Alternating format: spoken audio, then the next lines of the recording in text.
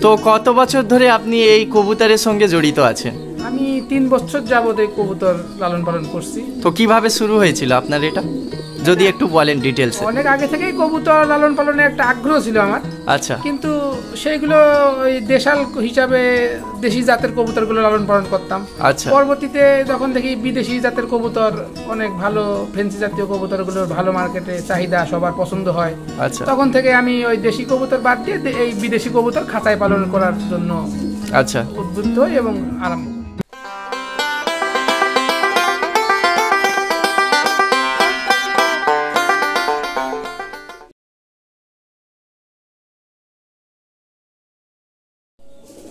নমস্কার বন্ধুরা, আপনারা অনেক ধরনের ফার্মিং এর ভিডিও দেখে থাকতে পারেন, কিন্তু আজকের আমি যেখানে এসেছি সেটা হচ্ছে বাংলাদেশের রাজবাড়ী জেলার পাংশা থানার অন্তর্ভুক্ত একটি ফার্মিং এ, যেখানে আমি শুধুমাত্র বিদেশি কবুতরের উপরে নানান ভ্যারাইটি, নানান রকমের কবুতরগুলো শুধু আজকের দেখাবো। সেগুলো বিভিন্ন রকম প্রজাতির কবুতর এবং সেগুলো বাচ্চাও এখানে হ্যাচিং করছেন সেগুলো কবুতরের দ্বারা। তো সেগুলো বিশেষত এখানে বা অন্য কোথাও দেখা যায় না। সেই ধরনের কবুতরের খামার একটা কিভাবে একটা ছোট্ট ঘরকে প্রতিষ্ঠিত করে এবং সুন্দরভাবে ম্যানেজমেন্ট করে সেগুলো প্রতিষ্ঠা করা যায়, সেটার ব্যাপারেই আজকের পুরো ভিডিওতে আমরা দেখব। তো দাদা, সবার প্রথমে আপনার নাম, পরিচয়, একটু ঠিকানাটা যদি বলেন। আমার নাম ফরিদ আহমেদ, পাংশা পৌরসভার, রাজবাড়ী জেলা, বাংলাদেশ। আচ্ছা, তো কত বছর ধরে আপনি এই কবুতরের সঙ্গে জড়িত আছেন? আমি 3 বছর যাবত এই কবুতর লালন পালন করছি। তো কিভাবে শুরু হয়েছিল আপনার এটা, যদি একটু বলেন ডিটেলস? অনেক আগে থেকেই কবুতর লালন পালনের একটা আগ্রহ ছিল আমার।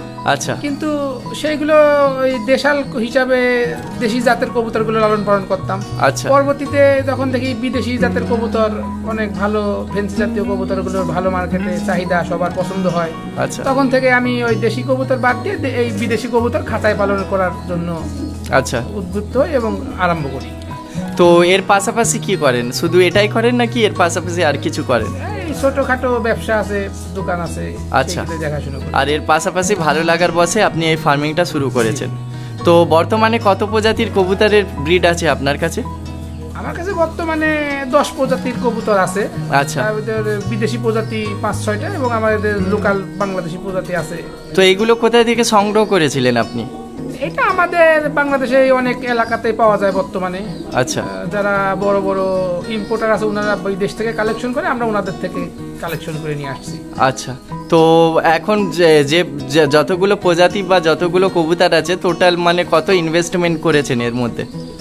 এখন টোটাল ইনভেস্টমেন্ট বলতে কবুতর কেনার একটা আলাদা টাকা লাগছে, আলাদা তারপর রাখার জন্য খাঁচা তৈরি করতে হয়েছে, ঘর করতে সাথে 1,03,000 টাকা টোটাল ইনভেস্ট প্রয়োজন করেছে।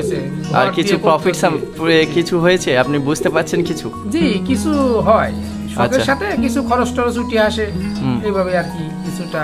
তো সাধারণ কবুতরের ক্ষেত্রে যে সমস্ত দানা জাতীয় খাবার দেওয়া হয়, যেরকম গম বা অন্য কিছু, তো এই সমস্ত কবুতরের ক্ষেত্রে খাওয়া দাওয়ার ব্যাপারে কি সমস্ত জিনিস দেওয়া হয়?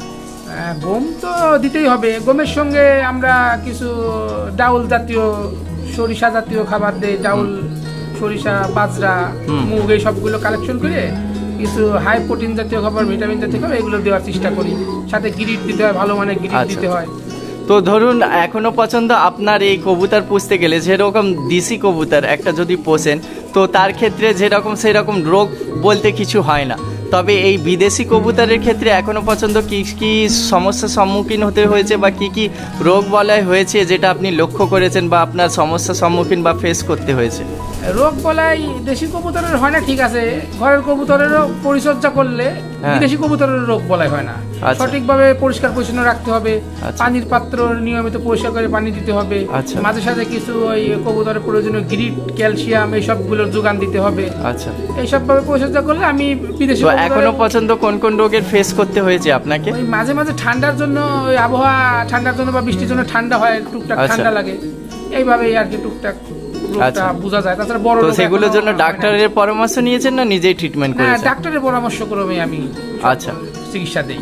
আচ্ছা, তো এখন যতগুলো কবুতর আছে এগুলো কি ব্রিডের পারপাসে আছে না কি অ্যাডাল্ট সেল করছেন? না, ব্রিডের পারপাসে, বেশিরভাগই প্যারেন্টস আমার কাছে। আচ্ছা, তো এখান থেকে যে বাচ্চাগুলো হয় সেইগুলো আমি সেল করি মূলত। আচ্ছা, তো দাদা অনেক অনেক ধন্যবাদ আপনার মূল্যবান কথাগুলো আমাদের শেয়ার করার জন্য।